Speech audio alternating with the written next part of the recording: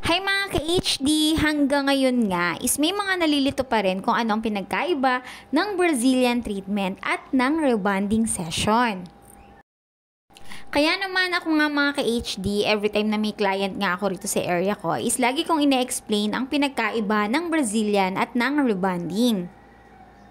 At eto na nga sa aking mga clients or soon to be clients, ang pinagkaiba nga ng rebonding at ng Brazilian is yung rebonding nga mga madam ko is yan yung nakaka-straight talaga sa hair strand ninyo at ang Brazilian naman is yan yung pinaka-treatment. So napakaganda naman talaga ng Brazilian lalo na kung na-experience ninyo yung sobrang damage ang hair strand ninyo or luto sa hair color.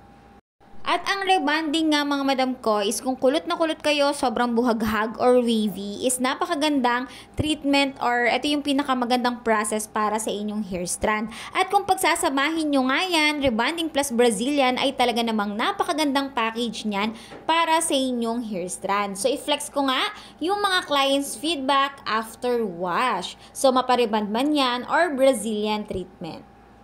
So for more hair tips, please follow and share dito lang yan sa Zel's Hair Creations. At kung napanood mo nga yung video na to, pa-comment down below naman kung taga saan kayo at saan na nga ba umaabot yung ating mga video. So yun lang, bye!